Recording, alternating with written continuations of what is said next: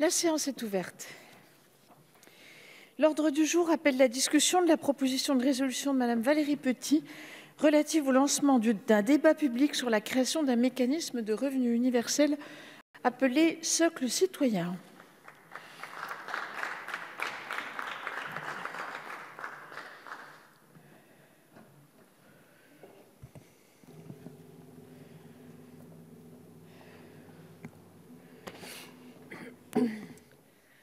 Merci Madame la Présidente, Madame la Ministre, mes chers collègues. Le temps du revenu universel est-il venu ? Comme un nombre grandissant de Français et aussi de parlementaires, j'en suis intimement convaincue. C'est pourquoi je suis devant notre Assemblée pour, avec vous, inviter le gouvernement à lancer un grand débat sur la création d'un mécanisme de revenu universel dans notre pays. Le revenu universel, c'est cette vieille idée formulée en 1795 par Thomas Paine, ce Britannique épris de révolution qui siégea sur les bancs de notre Assemblée nationale. Pour lui, garantir à tous un revenu de base pour échapper à la pauvreté n'était ni une charité, ni une assistance. C'était un droit qu'il souhaitait inscrire dans la Déclaration des droits de l'homme et du citoyen. Un droit qui, en émancipant de la pauvreté, permettrait à chacun d'exercer effectivement et pleinement ses libertés de citoyen et d'entreprendre sa vie d'homme ou de femme. Finlande, Allemagne, Espagne, Argentine, Japon, Canada, Malaisie, Pérou, Inde, Tunisie. En Europe et aux quatre coins du monde, de nombreux pays s'apprêtent à lancer ou à expérimenter des mécanismes de revenu universel, jusqu'au pape qui appelle à sa création. En Europe, une initiative citoyenne a été lancée pour interpeller la Commission européenne pour faire de l'Union européenne un espace libéré de la pauvreté, car nous le savons, nous, les démocrates, les libéraux et les progressistes, ils sont nombreux, les ennemis de la démocratie, ceux dont la santé politique se nourrit des crises sociales, ceux qui, toujours plus nombreux, n'attendent qu'une chose, l'échec de notre promesse de lier indéfectiblement liberté et prospérité. Alors que s'est-il passé pour que des États aussi différents en arrivent à une conclusion similaire? Que s'est-il passé pour que le revenu universel, cette utopie du monde d'avant, devienne une solution du monde d'après? Ce qui s'est passé, bien sûr, c'est le basculement du monde dans une crise à laquelle nous n'étions pas préparés. En France, l'épidémie de la Covid a révélé à quel point notre protection sociale était en réalité une couverture pleine de trous. À quel point notre modèle social, pourtant si généreux, pouvait se montrer si injuste. Étudiants, artisans, commerçants, indépendants ou ménages modestes, du fait de l'arrêt de l'activité ou de leur régime non salarié, ils se sont retrouvés parfois sans rien ou avec trop peu pour vivre. Fonds de solidarité et aides de l'État ont permis d'éviter le pire. Mais ce ne peut être une solution pérenne, une solution qui donne une perspective d'avenir à chaque Français, sans exception ni exclusion. Notre système est à bout de souffle. C'est la première leçon de la crise que nous vivons. De nouveaux mécanismes de protection doivent être inventés et mis en place, de l'ampleur de ceux que nous avons créés avec la sécurité sociale en 1945 pour reconstruire notre pays et notre cohésion nationale. En novembre 2020, 10 millions de Français vivent dans la pauvreté, un chiffre en augmentation. C'est une certitude. Dans les mois à venir, avec la crise de la Covid, notre pays va faire face à un véritable choc de pauvreté qui touche désormais tous les Français. Car la pauvreté est bel et bien devenue un risque global et c'est pourquoi il nous faut une réponse universelle. Cette protection, ce filet de sécurité a un nom, c'est le revenu universel. Une idée portée historiquement par deux grandes familles politiques, libérales et socialistes. Et à ce moment de mon exposé, je veux souligner le travail et l'engagement de ces deux familles pour permettre que le revenu universel fasse son retour dans notre hémicycle. Je veux d'abord saluer mes collègues du groupe socialiste et apparentés, et notamment Régis Juanico, signataire de cette proposition de résolution. En 2018, le groupe socialiste a déposé une proposition de loi visant à expérimenter le revenu universel. Et si je ne partage pas le mécanisme proposé à l'époque par celle-ci, j'en partage plus que jamais le but. Je veux saluer aussi mes collègues libéraux, singulièrement ceux du groupe Agir Ensemble et son président Olivier Becht, qui porte ce texte à l'ambition sociale inédite. Saluer aussi l'équipe du think tank Génération Libre, dont le travail a inspiré le socle citoyen, le mécanisme de revenu universel que je porterai. Je veux enfin remercier tous les signataires de cette proposition de résolution, issue de 6 groupes au sein de cette Assemblée. Cette proposition n'est pas une aventure personnelle, c'est le fruit d'un long travail collectif et transpartisan qui honore, je le crois, notre mandat parlementaire. Mais revenons à présent au texte de cette proposition de résolution. Sur le revenu universel, il y a des plombiers et des poètes, et les deux, ma foi, sont utiles. Et le débat que demande cette résolution permettra de confronter tous les genres de poésie et toutes les techniques de tuyauterie. Pour ma part, je suis plutôt du côté des plombiers. Ce qui m'importe, c'est de mettre au point un mécanisme efficace pour lutter contre les inégalités, soutenable sur le plan budgétaire et simple d'utilisation pour les Français. Le socle citoyen, c'est la version inédite et réaliste du revenu universel que je propose et que je porterai avec les parlementaires de notre majorité. Mais le socle citoyen, c'est avant tout un mécanisme de solidarité fiscale et sociale. Je dirais même plus, c'est une réforme qui utilise le levier fiscal pour accomplir un progrès social historique. De quoi parlons-nous ? Nous proposons d'abord de mettre en place l'impôt universel sur le revenu. Concrètement, chacun paie l'impôt sur le revenu dès le premier euro gagné. Et ensuite, chaque Français se voit appliquer la même règle de calcul. À son montant d'impôt, on ajoute le montant du socle citoyen, ainsi qu'un certain nombre d'aides sociales, notamment celles relatives au logement, à la fragilité et à la famille. Si le résultat de cette opération est positif, vous payez aux impôts le montant. Si en revanche il est négatif, ce sont les finances publiques qui vous versent un montant, vous assurant ainsi de ressources au moins égales au montant du socle citoyen.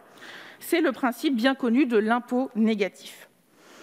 Avec ce mécanisme rendu techniquement réalisable par le prélèvement à la source, il devient donc possible de calculer et verser automatiquement et au plus près de l'évolution des revenus un revenu universel. Celui-ci se déclencherait automatiquement et permettrait par exemple de répondre en quelques jours seulement à une chute soudaine de l'activité ou des revenus, que celle-ci soit due à une épidémie, à une catastrophe naturelle, à un attentat ou encore à un choc économique brutal. Dans une société de tous les risques, sanitaires, économiques, climatiques ou sécuritaires, le socle citoyen est un mécanisme qui donne aux Français la confiance et les moyens suffisants pour continuer d'entreprendre leur vie. Le socle citoyen est un mécanisme d'éradication de la grande pauvreté. Il est aussi une assurance contre le risque de pauvreté qui permet à chacun de s'émanciper et de s'engager activement dans la société.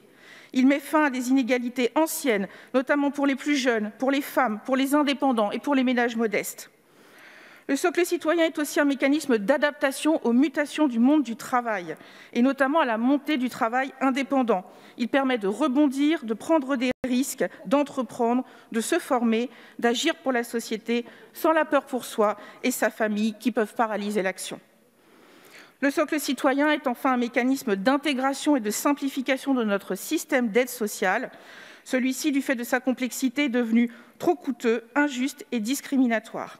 Avec le socle citoyen, les prestations sociales actuelles seront fusionnées et intégrées dans un seul calcul et versement automatique via la feuille d'impôt désormais universelle. Voilà donc ce qu'est le socle citoyen. Et voici à présent ce qu'il n'est pas.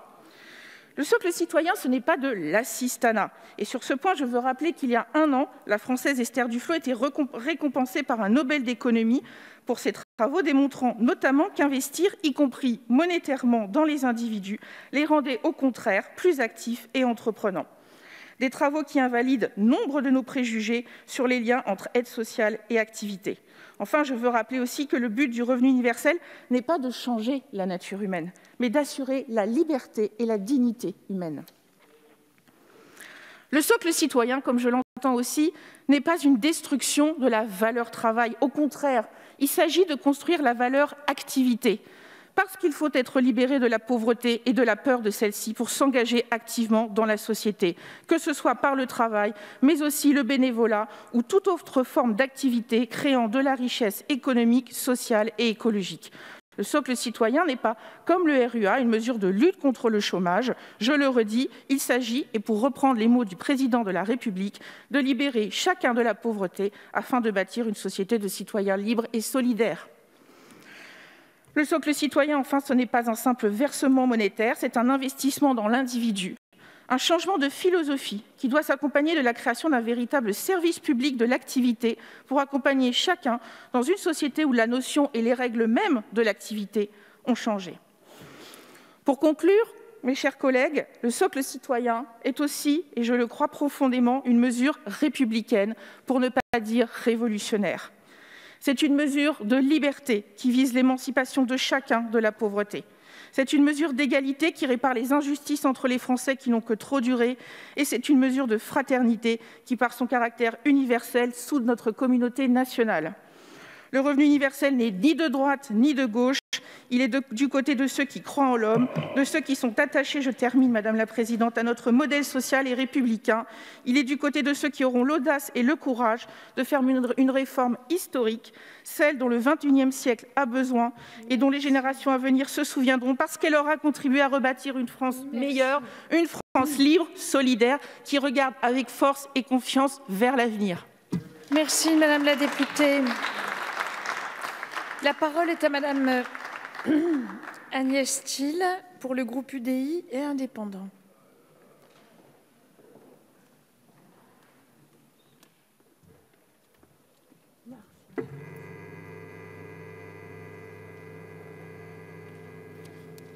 Bonjour, oui, très bien. Madame la Présidente, Madame la Ministre, Madame la rapporteure, mes chers collègues. Le texte qui est soumis à notre examen vise à ouvrir un débat sur la mise en place d'un revenu universel, seul outil capable, selon l'auteur du texte, de prémunir les Français les plus exposés à la pauvreté. En préambule, notre groupe est très critique sur la forme de votre texte. Dans votre dispositif, vous nous indiquez qu'un, je cite, entre guillemets, « consensus émerge sur la mise en place d'un mécanisme de revenu universel ». Je vous rappelle qu'il s'agissait d'une proposition du candidat socialiste à l'élection présidentielle de 2017 avec le score que l'on lui connaît. Ensuite, vous invitez le gouvernement à ouvrir et organiser un débat sur le sujet. Mais, ma chère collègue, il s'agit de la vocation première de cette Assemblée. Faut-il que nous en soyons à inviter le gouvernement pour pouvoir débattre d'un sujet, quel qu'il soit? Que faisons-nous ici? À la lecture de l'exposé sommaire, certaines phrases nous paraissent très floues. Je vous cite, entre guillemets, « Elle n'abîme pas la valeur du travail, la valeur travail, elle soutient la valeur activité ». Alors que nous pensions qu'une des leçons de la crise sanitaire serait l'humilité, nous avons dû nous raviser. Selon vous, cette réforme serait, je cite encore, « du côté de ceux qui croient en l'homme ». Rien que ça. Cette réforme serait du côté de ceux dont nous nous souviendrons parce qu'ils auront construit le monde d'après, un monde meilleur. Je ferme les guillemets. On croirait y entrevoir le retour du nouveau monde. Passons rapidement sur le fait que vous sous-entendez de manière très manichéenne que les opposants aux mesures proposées seraient du camp des rétrogrades. D'autres phrases nous rappellent des slogans malvenus. Je vous cite. « Soyons généreux, soyons audacieux, soyons français ». Ce dispositif ne peut se résumer à un outil de marketing et de communication. Sur le fond, cette crise a rebattu les cartes et la crise économique et sociale qui succédera à la crise sanitaire sera d'une ampleur telle qu'elle nous obligera à innover, à repenser notre système de protection sociale. C'est la raison pour laquelle, si nous ne sommes pas favorables à la distribution d'un revenu à tous nos concitoyens sans contrepartie, qui serait un permis à l'oisiveté, nous sommes néanmoins ouverts à la réflexion sur ce sujet. Pour notre groupe, la distribution d'un tel revenu n'est envisageable que s'il est assorti de contreparties et en le concentrant exclusivement sur ceux de nos concitoyens qui en ont le plus besoin. Parmi ces contreparties, nous proposerions d'imposer un certain nombre d'heures de bénévolat, comme une contrepartie à la solidarité, permettant aux bénéficiaires de rester dans une démarche d'activité. Travailler quelques heures en contrepartie au bénéfice de la solidarité nationale permet d'acquérir des compétences nouvelles, de se sentir utile, de nouer des liens, de rencontrer des gens et, in fine, de s'accomplir, de s'émanciper et d'avoir une vie sociale. Cela se fait déjà dans certains certains départements en contrepartie du versement du RSA, sans que cela ne soulève de problème. D'ailleurs, le Conseil d'État a reconnu conforme la signature de tels contrats dans un arrêt du 15 juin 2018. Enfin, nous ne parvenons pas à comprendre que vous ne discriminiez pas les bénéficiaires pour privilégier ceux qui en ont le plus besoin. Concrètement, un étudiant dont les parents sont fortunés pourrait se voir octroyer un revenu par l'État. Finalement, il ne s'agirait plus pour l'État de résorber des inégalités, mais de les pérenniser aux frais du contribuable. Sur le financement, plusieurs éléments nous interpellent. D'autre part, vous présentez une hypothèse de financement, et c'est courageux de votre part d'avoir poussé la réflexion à ce niveau de détail. Néanmoins, vous dites que ce dispositif est soutenable financièrement à budget constant, mais de quel budget est-il question? Car cette année, nous n'avons voté que des budgets exceptionnels pour faire face à la crise qui, par nature, ne sont pas soutenables financièrement. Vous dites également qu'il suffirait de fixer un taux d'imposition moyen de 30 %. Ce taux s'applique-t-il au revenu universel que vous défendez? Car dans ce cas, vous paupérisez nos concitoyens les plus pauvres. Toutes ces interrogations que nous portons sur les approximations, voire sur les échos idéologiques de votre texte, laissent planer d'importants doutes sur le réalisme de vos propositions. Ainsi, et pour conclure, notre groupe est ouvert à débattre du concept de revenu universel, mais nous ne partageons pas votre façon de l'envisager. C'est pourquoi la majorité des membres de notre groupe s'abstiendra sur ce texte. Je vous remercie. Merci, Madame la députée. La parole est à Madame Frédérique Dumas pour le groupe Liberté et Territoires.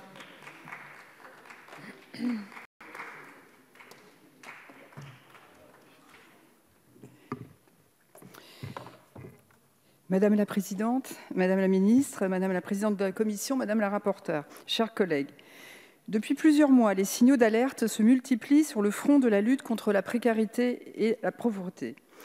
Ces dernières semaines, l'inquiétude se fait plus pressante encore. Le Secours catholique estime à 10 millions le nombre de Français sous le seuil de pauvreté d'ici à la fin de l'année, dont 1 million de pauvres supplémentaires du fait de la crise actuelle.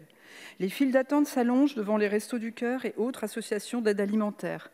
De nouveaux publics s'y retrouvent, notamment beaucoup de jeunes. Les départements nous font remonter des augmentations de 20 % des demandes de RSA. Voici la situation potentiellement explosive d'une augmentation massive de la pauvreté. Autant dire qu'en cette période, il est devenu évident que nous aurions eu besoin d'un revenu socle. Nous le savons, la question d'un revenu minimum d'existence n'est pas nouvelle. Depuis quelques années, plusieurs scénarios cohabitent avec autant d'appellations et surtout des niveaux différents de protection et de conditionnalité. Revenu minimum social garanti pour le CESE, revenu de base pour le Conseil d'analyse économique, revenu de subsistance pour certains départements. À chaque fois, les réflexions menées sont restées théoriques. À ce sujet, notre groupe ne peut que déplorer le fait que le projet d'un revenu universel d'activité annoncé par le gouvernement depuis 2018 n'ait pas fait plus tôt l'objet d'un débat au Parlement et n'ait pu aboutir. Notre pays peut être fier de son modèle de protection sociale et de sa valeur cardinale, la solidarité. Pour autant, il demeure perfectible. D'une part, grâce à la mise en place d'une aide directe et automatique. Aujourd'hui, on le sait, beaucoup de Français renoncent à faire valoir leurs droits.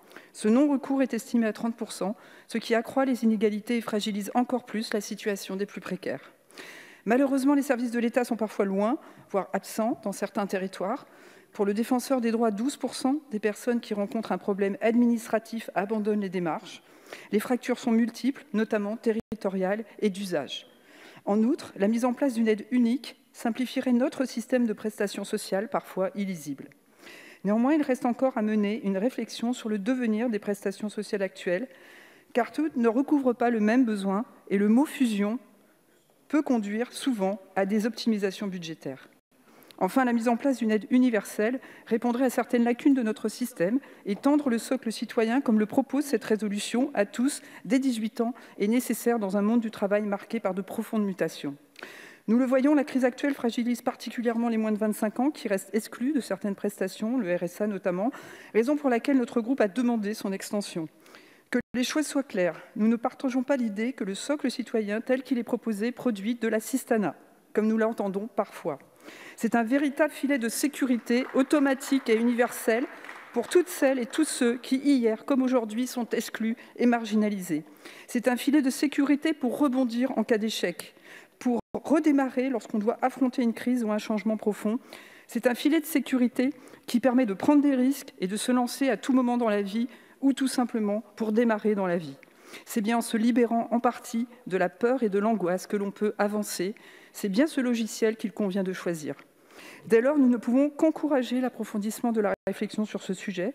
C'est d'autant plus nécessaire que la proposition de ce revenu socle citoyen repose sur une réforme fiscale au travers d'un impôt universel et individualisé sur le revenu.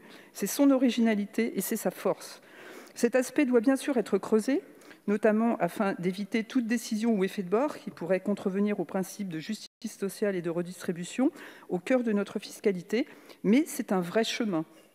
Même si dans mon groupe, certains n'étaient pas forcément en accord avec toutes les pistes de travail évoquées, nous sommes plusieurs à avoir signé cette proposition de résolution, dont moi-même, et force est de reconnaître qu'un tel dispositif aurait été bien utile au moment d'affronter une crise sanitaire, économique et sociale d'une telle violence. Enfin, au-delà de notre Parlement, il est important que chaque citoyen puisse s'interroger, se prononcer sur ces questions. Ces dernières nous interrogent sur la société que nous voulons. Il s'agit bien d'un choix d'intérêt général qui implique un consentement social indispensable. Plus que jamais, il est essentiel de redonner du sens à notre système de protection sociale. Plus que jamais, il est important de partager ce projet avec les citoyennes et les citoyens à travers une consultation d'ampleur. Notre groupe se prononcera donc en faveur de cette résolution. J'en termine avec un bémol. Si l'on peut se réjouir que ce débat revienne à l'agenda politique, nous nous interrogeons forcément sur ce qu'il en sortira. En d'autres termes, une réforme de cette ampleur peut-elle avoir le jour d'ici la fin de la législature? Il est permis d'en douter. Or, si nous nous retrouvons sur l'importance de lancer le débat, nous rappelons l'impératif qu'il aboutisse et améliore concrètement le quotidien de millions de Français. Et nous appelons à mettre au minimum en place une expérimentation de ce dispositif. Je voulais féliciter la rapporteure pour son travail remarquable. Ce n'est pas un dispositif gadget, ce n'est pas un outil de communication, c'est un vrai outil qui permet de préserver la dignité humaine. La parole est à Monsieur Adrien Quatennens pour la France insoumise.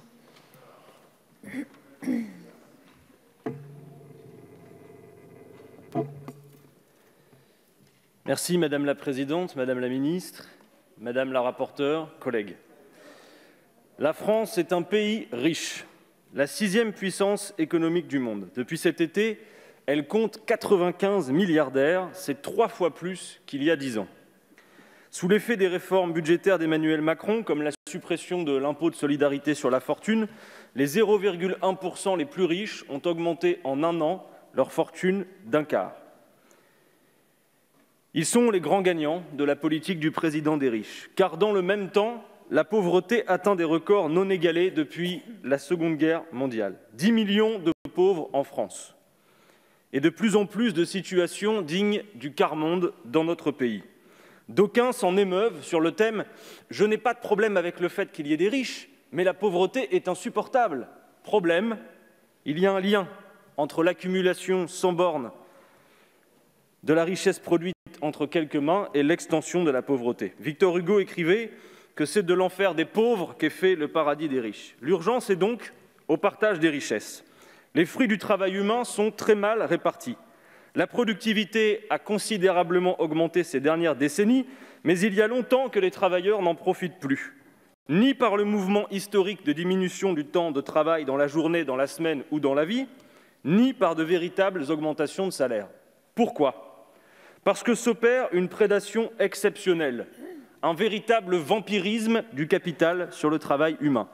En 10 ans, les dividendes versés aux actionnaires ont augmenté de 70%, pendant que le salaire minimum n'augmentait que de 12% et que les investissements productifs reculaient de 5%. Vous voulez ouvrir un débat, très bien, mais quel sera son débouché? Nous ne le savons pas, contrairement par exemple à un référendum d'initiative citoyenne ou partagé. Plus que donc sur les modalités du débat, c'est sur le contenu de votre proposition que je vais concentrer mon propos. Vous y défendez votre version de ce qu'il conviendrait d'appeler un revenu universel que vous nommez le socle citoyen. Je dis votre version car il y a presque autant de versions de revenu universel que de proposants, et l'idée selon laquelle le revenu universel serait toujours une mesure sociale est donc trompeuse. Qu'y a-t-il de commun, par exemple, entre la proposition d'un revenu universel visant à fusionner et remplacer les aides sociales et donc à prendre d'une poche pour en mettre dans l'autre, et la proposition de salaire à vie qui se situe à l'autre bout du nuancier? Nous avons un premier différend de diagnostic. Nous ne sommes pas d'accord pour considérer la précarisation du marché du travail comme une fatalité, ni que les gains de productivité conduiraient à terme à la fin du travail. Appliquer par exemple un programme comme celui que nous défendons, l'Avenir en commun, qui conjugue la planification de la bifurcation écologique, le protectionnisme solidaire et la diminution du temps de travail, travailler moins pour travailler mieux et travailler tous, c'est assurer des emplois en quantité, au point que le problème pourrait ne pas être de savoir si on manque de travail, mais plutôt de main-d'œuvre pour accomplir toutes les tâches qu'il y aura à accomplir quand nous gouvernerons le pays. Votre socle citoyen combine réforme fiscale et réforme des prestations sociales. Quelle réforme fiscale? Pardon, mais vous ne le dites pas. Vous y parlez de proportionnalité, mais où passe donc la nécessaire progressivité? On ne le sait pas. À la France insoumise, nous sommes pour une grande réforme fiscale en passant des 5 tranches actuelles à 14 tranches d'impôts pour assurer une meilleure progressivité et donc une véritable répartition de l'effort entre tous. Avec le système que nous proposons, celles et ceux qui gagnent moins de 4 000 € par mois paieraient moins d'impôts qu'aujourd'hui. Quant aux prestations sociales, votre objectif est moins confus que dans le reste de la proposition. Vous le dites, d'ailleurs vous l'écrivez, il ne s'agit pas de les augmenter, mais de les simplifier. Vous parlez même de bascule vers le système de socle citoyen et tous vos exemples dans le texte sont basés sur le montant pourtant ridicule du RSA, même si vous dites réserver la discussion au débat que vous voulez déclencher. Vous parlez également, et c'est le plus inquiétant, de coûts constants. Mais qui peut croire, cher rapporteur, que l'on peut éradiquer la pauvreté à coût constant? Nous sommes pour une garantie de dignité, en rehaussant les minima sociaux pour les porter à 1 000 €. Personne ne doit vivre sous le seuil de pauvreté en France. Nous sommes pour l'extension de la gratuité d'un certain nombre de biens communs, comme par exemple les premiers mètres cubes d'eau. Nous sommes pour une meilleure répartition de l'impôt et le partage des richesses produites par le travail. En conclusion, telle que formulée, votre proposition ne garantit rien d'une amélioration des niveaux de vie, mais surtout, elle détourne volontairement le regard ou voudrait rendre anachronique la bataille qui nous paraît essentielle en matière de partage des richesses, celle pour une meilleure répartition entre le travail et le capital. Merci. Et pour toutes ces raisons, nous nous y opposerons. Merci. Merci, monsieur le député. La parole est à madame Michèle de Vaucouleurs pour le groupe Mouvement démocrate et démocrates apparentés.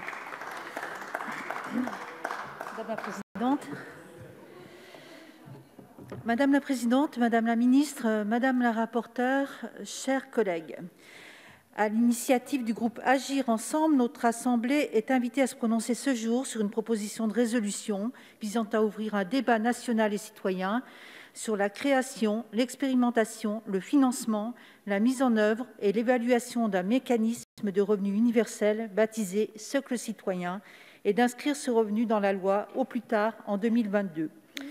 La mise en place d'un revenu de base, quel que soit le nom qu'on lui donne, est une idée largement débattue. L'origine de ce concept est ancienne, puisque nous en trouvons une première traduction dans l'ouvrage « L'Utopie » de Thomas More, écrit en 1516.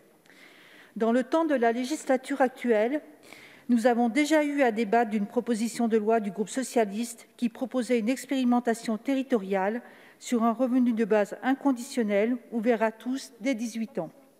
Cette proposition n'avait alors pas trouvé un accueil favorable, le gouvernement travaillant en parallèle sur un revenu universel d'activité.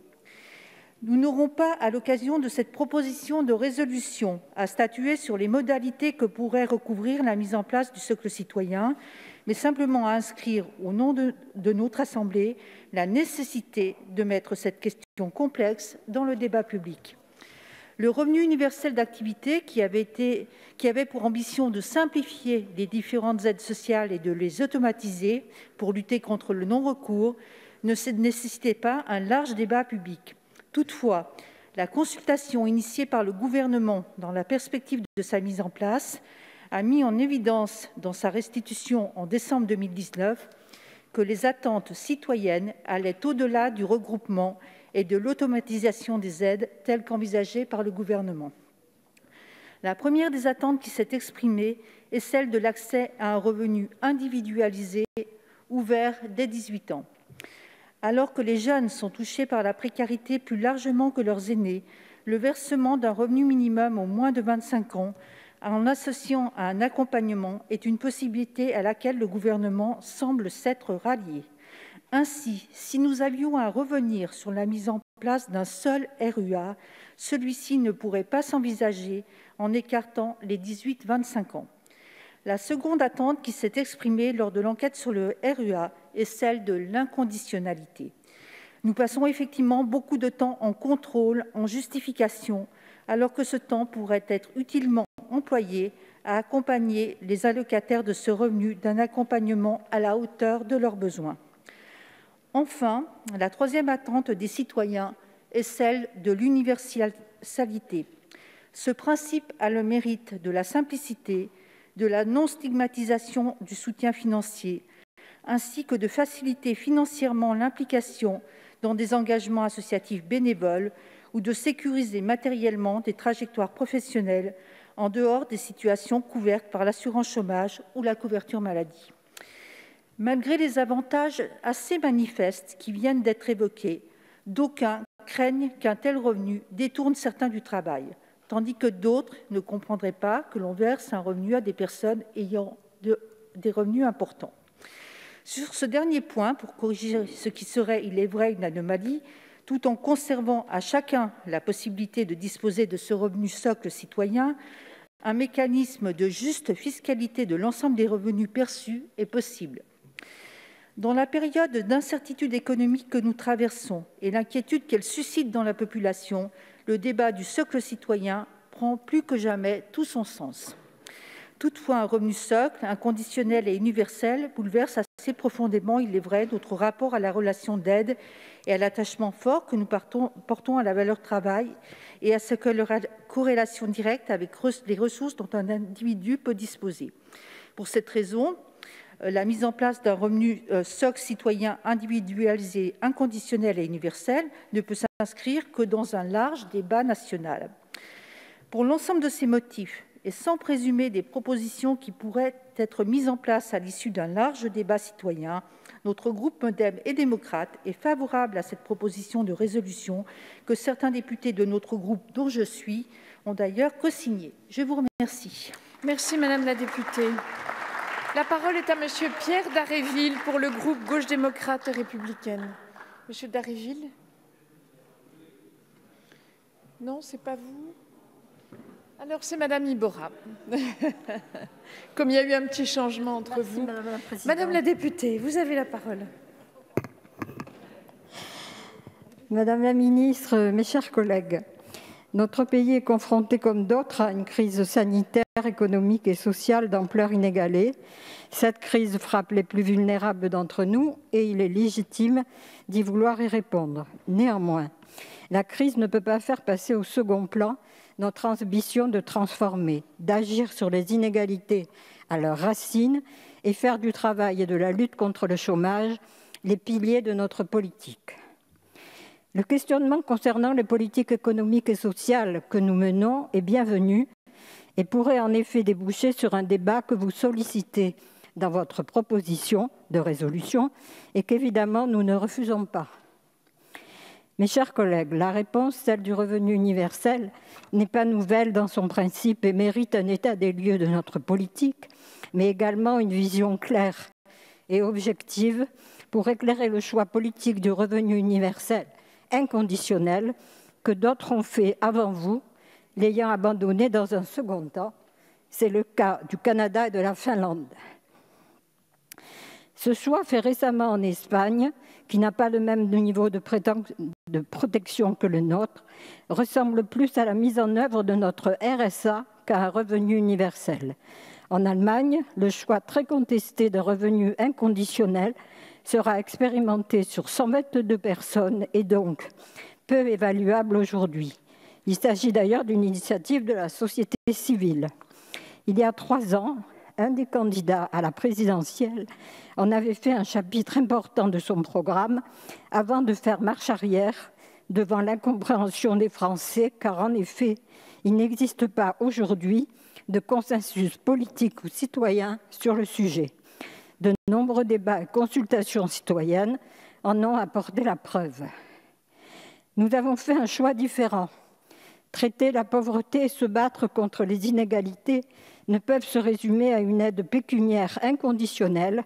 C'est la différence qui existe entre l'assistanat ou la charité et la mise en œuvre de politiques sociales qui veulent sortir de la pauvreté ceux qui malheureusement y sont installés.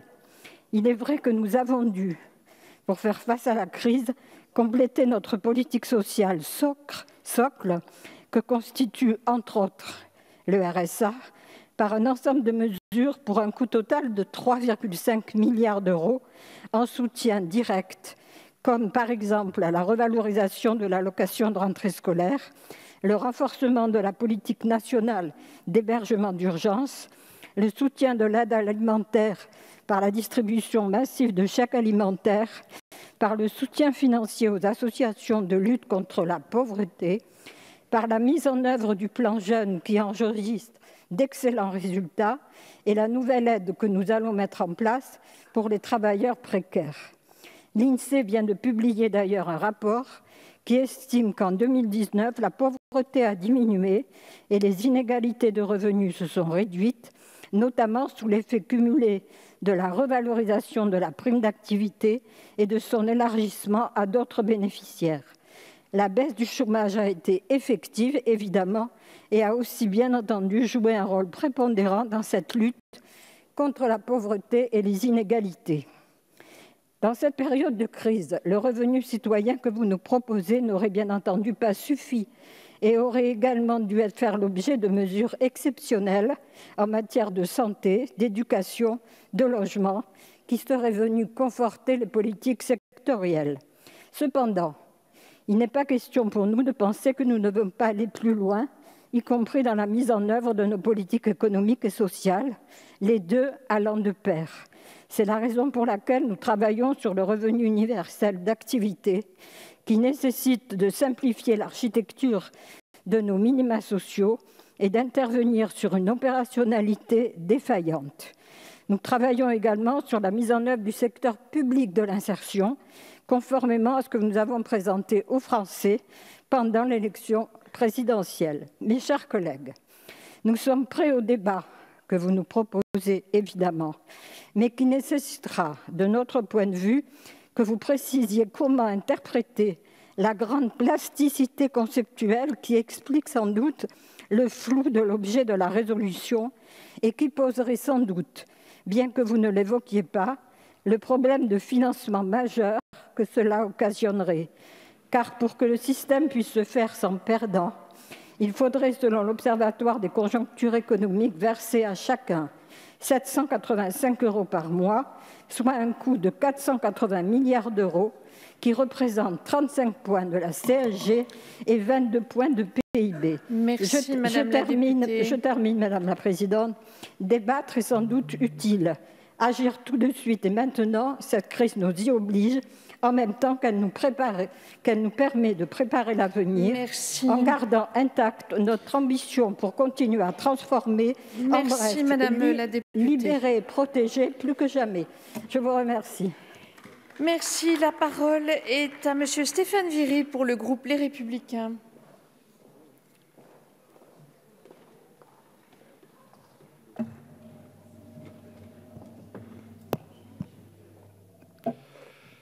Madame la Présidente, Madame la Ministre, mes chers collègues, le groupe Les Républicains salue le débat voulu sur ce sujet dans cette Assemblée nationale. Lieu même, lieu essentiel du débat public plus que tout autre lieu dans notre pays. C'est un sujet majeur que nous abordons ce matin puisqu'il a trait à la pauvreté, au travail, à la cohésion sociale, c'est-à-dire à des socles sur lesquels on construit un projet de société, une cohésion nationale, une dynamique pour notre pays. Et dans nos travaux, nous devons sans cesse, tous ensemble, porter de nouveaux horizons. À nos yeux, l'horizon de l'emploi pour tous, c'est-à-dire l'objectif du plein emploi, plus exactement celui de la pleine activité ou de l'activité pour tous, reste prioritaire. Nous considérons que la base d'un projet commun, d'un projet de société, est l'activité, c'est le travail. L'homme se réalise par le travail, il gagne sa vie par son travail. Le préambule de notre Constitution rappelle encore et toujours que tout le monde doit bénéficier d'un travail. Par cette proposition de résolution, vous voulez qu'automatiquement tout le monde bénéficie d'un revenu. L'idée est séduisante, mais toutes les idées, aussi séduisantes soient-elles, ne sont pas applicables si aisément. Je prendrai pour exemple la réduction du temps de travail, les 35 heures, pour baisser le chômage. Il n'en a rien été. Pire, cette décision a entravé la compétitivité économique de notre pays. Elle a désorganisé un certain nombre d'organisations, notamment les établissements hospitaliers. Et bien d'autres idées, bien d'autres exemples se sont révélés in fine inefficaces, déstabilisantes, coûteuses par rapport à l'objectif qui avait été assigné au départ. Le seuil de pauvreté en France est fixé à 1 063 €. Pour être logique, pour être cohérent, votre mécanisme impliquerait à minima, afin d'être cohérent avec cette idée, cet objectif de socle citoyen, de revenu universel, une allocation de ce montant-là. Je vous rappelle, mes chers collègues, que le SMIC net est à 1 201 €, soit un différentiel de 138 € entre ce qui pourrait être le revenu universel et le salaire minimum. Bien sûr, en France, les bas salaires sont trop faibles. Oui, c'est un combat sur lequel nous devons avancer tous ensemble. Mais prenez garde, mes chers collègues, à ce que le revenu universel ne soit pas, disons les mots, une prime à l'inactivité, alors que chacun désormais s'accorde à reconnaître que la valeur travail doit être restituée en urgence pour de multiples raisons dans notre pays. Votre argumentation, mes chers collègues, repose notamment sur une comparaison internationale. Vous avez cité l'Allemagne, l'Espagne, le Japon, qui réfléchissent à un tel dispositif. Mais ces pays, mes chers collègues, n'ont pas un système social comme le nôtre. Si l'on compare le taux de pauvreté au revenu médian de la population, que ce soit par les analyses de l'OCDE ou par Eurostat, la France couvre actuellement davantage la pauvreté que l'Allemagne, l'Espagne et le Japon. Nous devons, à l'évidence, continuer nos efforts dans la lutte contre la pauvreté, mais la France et son système social est l'un des plus protecteurs du monde. Vous promettez, je reprends vos mots, l'éradication de la pauvreté grâce à votre système, et vous considérez que le montant du revenu universel relève du dialogue social. Là, ce n'est pas possible et nous ne sommes pas d'accord. Je considère, en prenant cette astuce de recourir au dialogue social, que vous ne souhaitez pas aborder la réalité budgétaire. Les minima sociaux et l'impôt sur lequel ils adossent leur système ne dépend pas du dialogue social, mais du Parlement. Et c'est au Parlement de décider, ce n'est pas reporter la charge d'une décision aux partenaires sociaux. Et votre simulation se fonde sur un socle du RSA et un taux d'imposition moyen de 32 %. Dès lors que le socle serait de 1 063 €, le revenu universel devrait éradiquer la pauvreté avec ce niveau-là, ça doublerait le coût de ce qui est prévu actuellement. C'est dire que, manifestement, en termes de soutenabilité, l'idée que vous nous soumettez, elle est très largement contestable. Je rappelle que la moitié de la population en France ne paye pas d'impôt sur le revenu, et de demander à ce qu'ils payent, même avec un mécanisme, comment dirais-je, calculé, ça pourrait provoquer un certain nombre de résistances et de conflits. Vous avez raison, il faut effectivement mettre sur la table ce débat. Notre groupe est tout à fait favorable à une réflexion franche sur le travail, sur l'activité pour tous, sur la protection sociale, sur la lutte contre la pauvreté, mais en l'état tel qu'elle est formulée, notre groupe ne suivra pas votre proposition. Merci, monsieur le député. La parole est à monsieur Pierre Dharréville, de la Gauche démocrate et républicaine.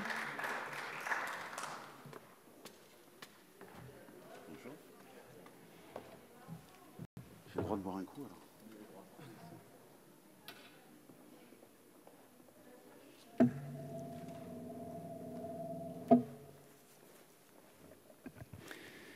Madame la Présidente, chers et chers collègues, 10 millions de femmes, d'hommes, de jeunes, d'enfants connaissent la pauvreté. Et certains ont l'indécence de les en rendre responsables. La pauvreté, c'est le manque. Parfois la faim, parfois le froid, toujours l'inconfort et l'incertitude, souvent l'isolement et la galère, quelquefois tout cela. C'est d'autant plus insupportable que ce n'est pas une fatalité. Mais vous connaissez ce mot, Dedans, Elder Camara. Je nourris un pauvre et l'on me dit que je suis un saint. Je demande pourquoi le pauvre n'a pas de quoi se nourrir et l'on me traite de communiste. Nous n'avons pas peur qu'on nous traite de communistes. Ce n'est pas une insulte, c'est un compliment. Et si nul ne prétend ici être un saint, nous pensons qu'il faut agir sur les causes et sur les conséquences. Car nous savons avec Hugo que c'est du paradis des riches qu'est fait l'enfer des pauvres. Et ce paradis des riches porte un nom. Nous pensons qu'il faut dépasser le capitalisme, ce système qui se fonde sur l'accumulation de richesses par quelques-uns, où tout est marchandise, où le travail humain est maltraité, où les vies menacent d'être dépouillées de sens et tant de personnes privées de tout. Il faut s'attaquer aux causes, et pas seulement pour garantir à chacune et à chacun les conditions matérielles d'existence acceptables, mais pour ouvrir la voie à d'autres rapports humains, à la liberté d'être soi et de s'accomplir, au droit à ce que Jaurès appelait l'entière croissance, au plein respect de la dignité humaine, à de nouvelles dynamiques d'humanisation, à la construction permanente d'un monde partagé. Je sais qu'il s'en trouvera pour moquer ce grand rêve comme une chimère. Et je leur dis qu'il n'y a rien de plus réaliste face à la gravité des drames et des périls. Alors que faire dans l'immédiat? Car il y a besoin de réponses collectives face à ce fléau que la civilisation humaine devrait abolir. Face à la misère comme face à de nombreux défis, il ne s'agit pas de se contenter de renvoyer à des gestes individuels. C'est une grande question sociale et politique. Que faire? Arrêter l'injustice fiscale, arrêter la toute-puissance des actionnaires, arrêter la dérégulation et la précarisation, arrêter l'affaiblissement de la protection sociale, arrêter de fabriquer des travailleurs pauvres, des chômeurs sans droit, des retraités mal pensionnés, des jeunes abandonnés, débrancher les machines à fabriquer la misère. Vous défendez aujourd'hui un socle citoyen qui rappelle certaines formes de revenus universels. Est-ce une vraie bonne idée ou une fausse bonne idée? Les mots peuvent bien sonner à l'oreille, la question est bien plus complexe qu'il n'y paraît et sans doute bien plus piégée. Certaines formules sont parfaitement compatibles avec le modèle libéral au point de lui fournir une bonne conscience pour continuer ses dégâts. Ce qui est à craindre, c'est que cela consiste simplement à regrouper, en vantant les mérites de la simplification, différentes aides sociales qui sont plus ou moins bien conçues pour faire face à des situations identifiées, en une seule, pour solde de tout compte, qui risquerait de constituer une régression pour beaucoup. Si nous partageons avec vous certains constats, dont la nécessité de rendre plus automatique et universel l'accès aux droits pour éviter le non-recours et les parcours du combattant, nous doutons que votre proposition soit appropriée, d'en rester à une aide très minimale, financée à périmètre constant via l'impôt sur le revenu, en refusant de s'attaquer en amont à la captation des richesses par le capital sur le dos du travail. Plus, nous discutons l'hypothèse d'une raréfaction du travail alors que les crises sanitaires et écologiques montrent combien des besoins essentiels sont aujourd'hui insatisfaits parce que le marché organise la structure de l'emploi en fonction de critères de rentabilité. Or, dans ce mouvement de mécanisation et de numérisation qui expulse l'humain, nous avons besoin du travail, de l'artisanat, de l'œuvre. La preuve, par l'agriculture, pour l'exemple. Cela appelle une planification écologique, économique et sociale, au développement de l'intervention publique et des services publics qui ne devraient plus vous faire peur depuis la pandémie, à l'économie du partage social et solidaire. Nous ne voulons pas d'une immense majorité découpée entre celles et ceux qui vivent plus ou moins bien de leur salaire en travaillant dur et celles et ceux qui vivent mal d'un revenu universel en étant empêchés de participer dans une société à la dérive. Il faut libérer le travail, le transformer et mieux le partager, réhabiliter et réinventer le salaire. Pour s'attaquer aux conséquences, il faut une protection sociale universelle. Il faut une force d'entraînement qui sécurise, qui accompagne, qui répare, qui projette, pas seulement un filet de sécurité ou une caisse de secours. Nous plaidons pour une réappropriation sociale de la sécurité sociale, avec, à ses côtés, une solidarité nationale au rendez-vous et pour la gratuité de biens communs essentiels à vivre, sortis des logiques du marché. Nous voulons changer l'ordre des choses avec elles et avec eux. Merci, monsieur le député. La parole est à monsieur Boris Vallaud pour le groupe socialiste et apparenté.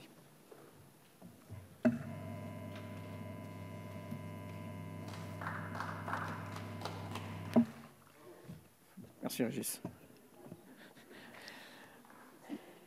Madame la Présidente, Madame la Ministre, Madame la Rapporteure, mes chers collègues, je ne sais pas bien quel sera le sort réservé par le gouvernement et la majorité à cette proposition de résolution demandant au gouvernement ni plus ni moins qu'un débat public sur la création d'un socle citoyen, mais je veux rassurer nos collègues qui nous la soumettent. Non seulement les députés socialistes ne sont jamais défavorables au débat, nous en tirerons les conséquences puisque nous voterons votre proposition. Mais nous irons même plus loin puisque nous vous proposons d'ores et déjà un débat public sur ce sujet-là, sur le revenu de base, sur ses modalités d'attribution, sur son universalité, sur sa conditionnalité, sur ses modes de financement à travers une plateforme de participation citoyenne qui s'appelle Parlement et Citoyens. Il est loisible à chacune et à chacun d'entre vous, à vos électeurs, d'y participer. Ce n'est pas une consultation en l'air, puisque ce que les contributeurs nous diront viendra nourrir le débat public, notre propre proposition de loi, et fera même l'objet d'amendements citoyens. C'est donc là aussi une proposition qui pourrait rejoindre vos préoccupations et votre désir de débat. Cette proposition, elle s'appelle l'aide individuelle à l'émancipation, donner des ailes à la jeunesse plutôt que de le lui couper. C'est à la fois le revenu de base et une dotation universelle, le tout ouvert à 18 ans. Oui, la question que vous soulevez mérite d'être prise au sérieux, et nous la prenons, je l'ai dit, tellement au sérieux que nous avons ici même, dans cet hémicycle, conduit il y a 2 ans, un débat qui fut expéditif sur une proposition de loi d'expérimentation d'un revenu de base, proposition qui avait été issue et d'une consultation citoyenne et des travaux exigeants, minutieux de 19 départements socialistes. Mais je suis bien obligé de vous rappeler que la majorité et le gouvernement, via le vote d'une motion de rejet préalable, avaient refusé le principe même du débat au fond, et que d'ailleurs 4 des co-signataires de la présente résolution avaient voté cette motion de rejet préalable. Je suis heureux de constater qu'ils semblent avoir revu leur appréciation sur l'importance non seulement du débat, mais peut-être du sujet qui était soumis à votre suffrage. Puisque dans le texte de votre proposition de résolution, vous abordez l'histoire longue des idées, vous l'avez fait dans votre introduction, peut-être pas dans votre résolution, vous auriez pu en effet citer la proposition du candidat socialiste Benoît Hamon. Je salue Régis Juanico et la constance de ses idées et de son combat. Vous auriez pu parler des travaux de votre ancien collègue Pierre-Alain Muet et de sa proposition de réviser l'impôt sur le revenu en y incluant un impôt négatif. Je crois que ça pourrait d'ailleurs rejoindre votre proposition. Nous n'aurons donc pas d'hésitation à conduire un débat tout en disant qu'il y a derrière le revenu universel des propositions qui seront, n'en doutez pas, de droite et d'autres qui seront de gauche. La crise que nous vivons, cela a été dit, est un révélateur de la misère, de la pauvreté, des inégalités insupportables qui minent notre société. Et alors que nous entendons encore parler d'assistanat avec bien de l'indécence, combien de nos compatriotes n'ont pas recours à leurs droits? Nous partageons votre diagnostic sur la nécessaire simplification des dispositifs, sur la nécessité d'une automatisation.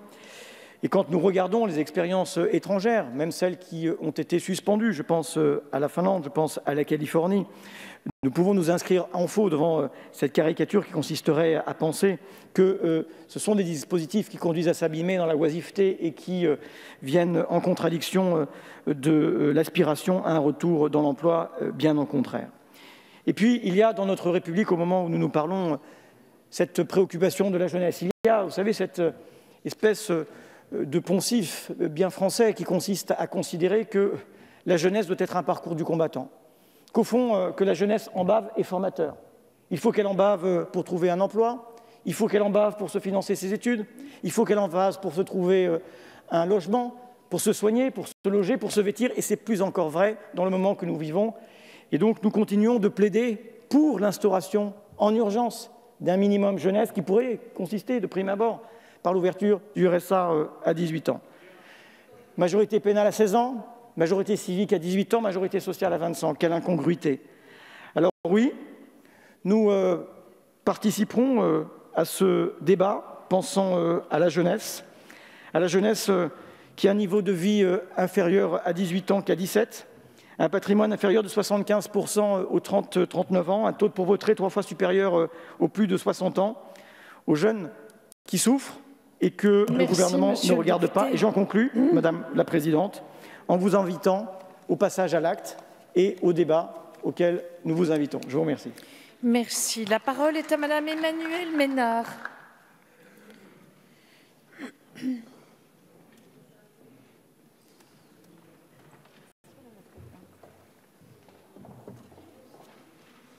Merci.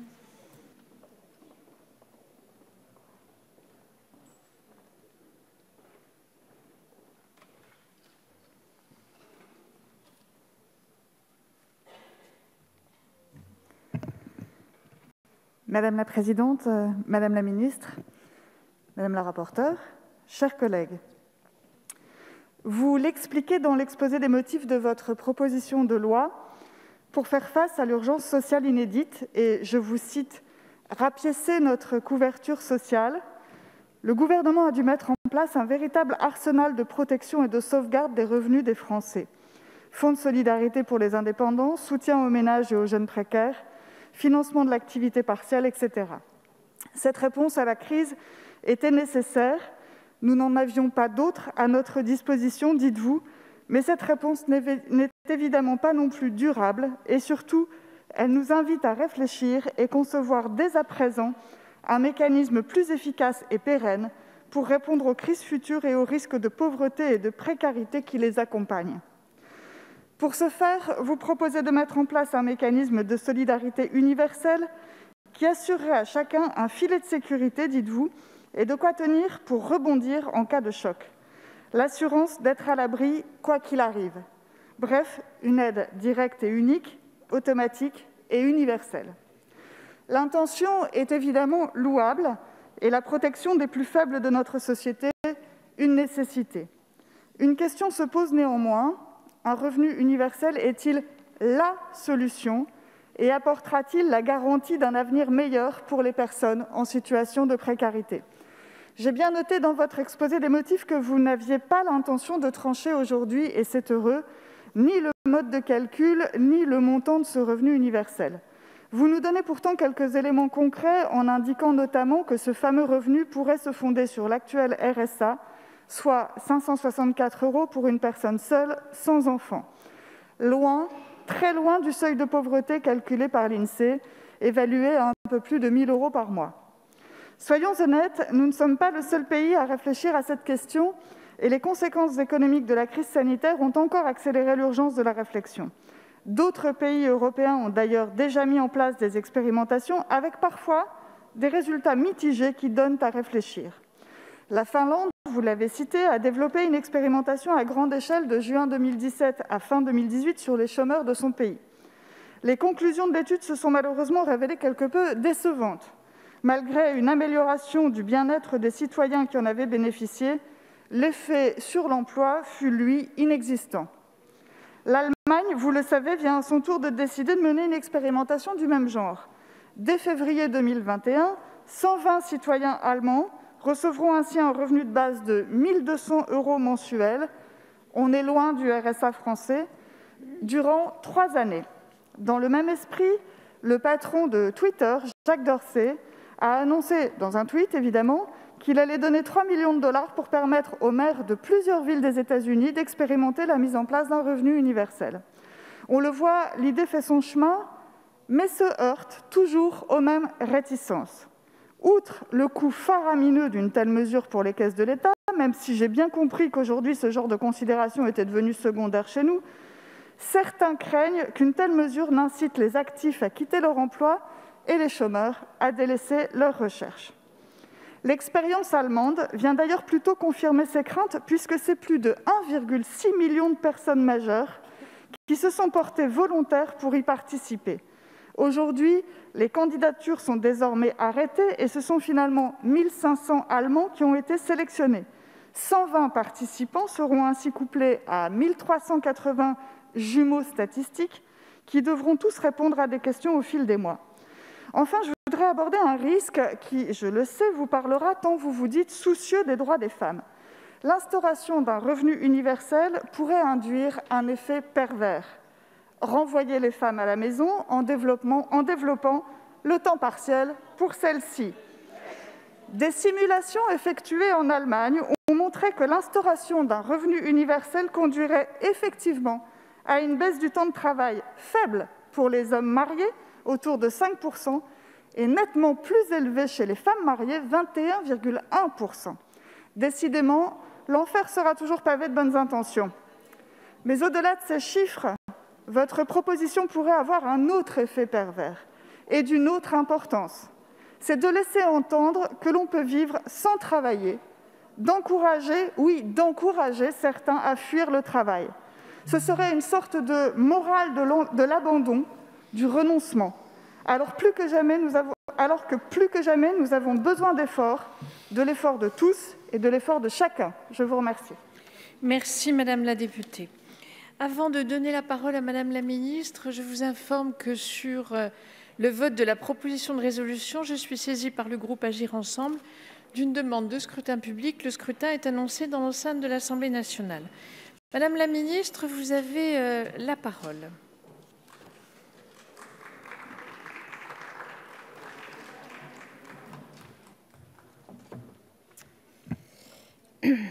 Merci Madame la Présidente, Mesdames et Messieurs les députés.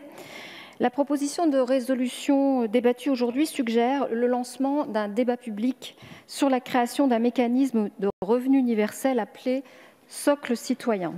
J'étais très attentive à vos différentes interventions de grande qualité et qui témoignent de l'intérêt de la représentation nationale au nécessaire soutien des plus fragiles, à plus forte raison en période de crise, mais aussi finalement des différentes approches de la notion même d'universalité autour d'un revenu. Je crois que j'avais moi-même, à titre personnel, lors d'un rapport parlementaire, défendu l'idée d'un revenu universel pour des jeunes de moins de 25 ans au titre de l'ASE, à titre expérimental, sur une cohorte bien définie. La mise en place d'un revenu socle peut paraître intéressante de prime abord. Le système proposé est simple, ce qui permettrait notamment de lutter contre le non-recours au RSA. Il permettrait également d'assurer que le travail paye pour tous et de la même façon. Toutefois, il me semble important d'éclairer ce débat sur plusieurs points. Tout d'abord, la proposition de résolution fait l'hypothèse que les différents versements d'aide exceptionnelle de solidarité durant la crise traduiraient une faiblesse de notre système social. Pourtant, nous avons pu déployer ces mesures exceptionnelles en nous appuyant sur le filet de protection sociale existant. Nous l'avons simplement adapté aux circonstances exceptionnelles de la crise qui ont conduit à une baisse soudaine des revenus des ménages, notamment les plus précaires. Par ailleurs, le système de revenus socle, proposé aujourd'hui basé sur le montant du RSA, n'aurait d'ailleurs pas permis d'éviter la nécessité de mettre en œuvre des primes exceptionnelles face à la crise. Notre système de protection sociale est fort. Il laisse la place à la réactivité, à la souplesse, ce qui nous a permis de faire collectivement face aux différentes épreuves de l'histoire et dont nous pouvons être fiers. Ainsi, la proposition de résolution mentionne les politiques de distribution de revenus mises en œuvre aux États-Unis, en Allemagne ou encore en Espagne à la suite de la crise. Je crois qu'on ne peut pas mentionner des pays sans prendre un peu de recul. Il nous appartient d'étudier les prestations sociales de nos voisins et de les comparer aux nôtres, en somme d'analyser les faits. Ainsi, le récent revenu minimum vital espagnol est une aide monétaire de 462 € pour une personne seule, destinée à 850 000 ménages en situation de très grande pauvreté. Ce système revient donc peu ou prou à la mise en place d'un RSA en Espagne, qui existe en France depuis 1988, depuis le RMI. Notre filet de protection sociale continue donc d'être un modèle qui s'exporte, tout en faisant preuve de sa résilience au travers de la crise. Pour autant, mon propos ne revient pas sur votre constat, que je partage bien sûr pleinement. Le sujet essentiel demeure le non-recours aux droits. Les réponses actuelles ont montré une réelle efficacité à l'image des rendez-vous des droits, des CAF, mais sont encore insuffisantes, bien sûr, pour répondre à l'enjeu. C'est la raison pour laquelle le gouvernement s'est prononcé favorablement à un amendement de Madame la députée Christine Cloarec dans le cadre du dernier PLFSS, qui étend les missions des organismes de sécurité sociale à la lutte contre le non-recours aux droits. Les échanges d'informations entre les organismes, y compris au-delà de la sphère sociale, seront autorisés pour détecter, par des démarches d'analyse automatisée de données, les personnes éligibles aux différentes prestations et les informer de leurs droits potentiels. C'est une avancée majeure. De même, le déploiement du dispositif des ressources mensuelles permettra le pré-remplissage automatique des ressources des demandeurs d'allocation. Ce système doit débuter avec les APL. Il sera progressivement étendu à toutes les prestations, notamment le RSA et la prime d'activité.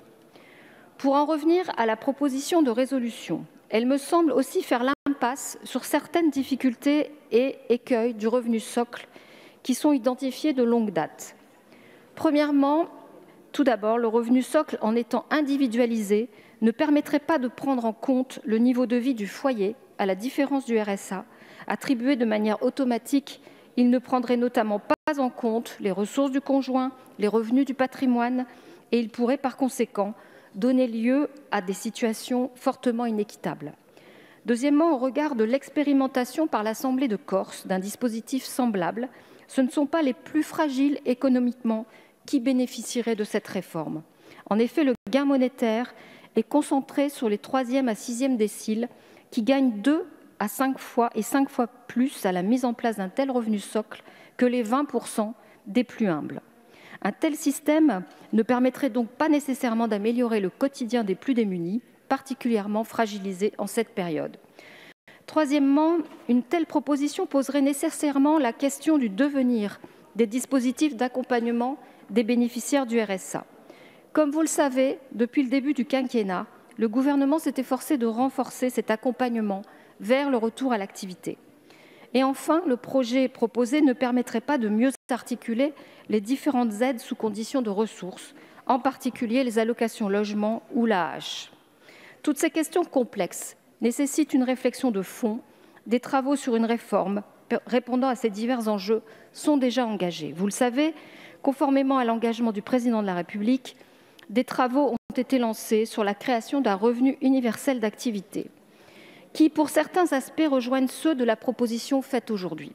Il s'agirait en effet de refondre le système de soutien monétaire aux plus précaires afin de la rendre plus lisible, plus équitable, tout en luttant efficacement contre le non-recours.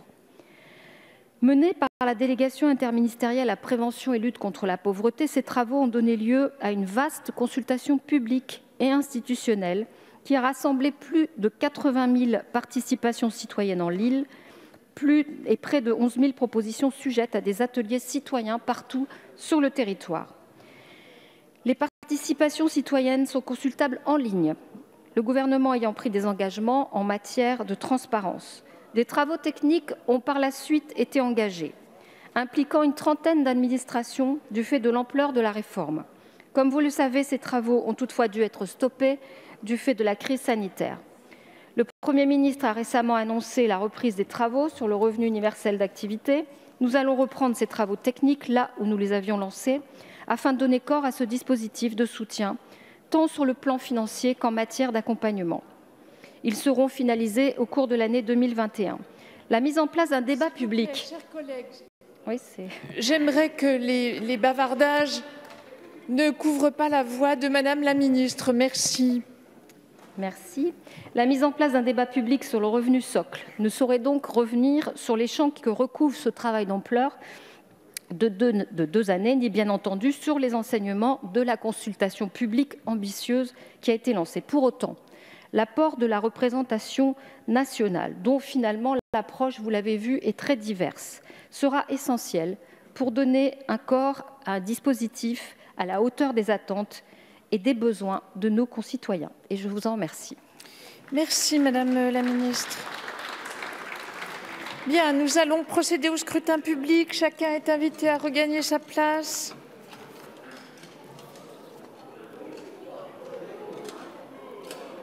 Le scrutin est ouvert.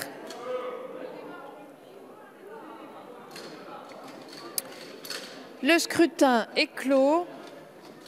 Voici le résultat du scrutin. Votant 119, exprimé 117, majorité 59, pour 106, contre 11. L'Assemblée a adopté.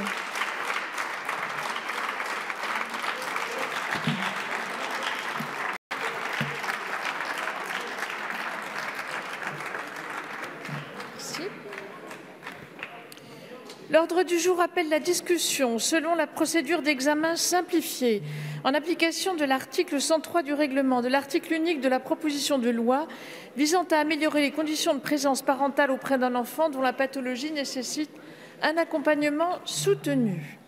En application de l'article 107 du règlement, j'appelle l'article unique de la proposition de loi qui fait l'objet d'un amendement. Donc article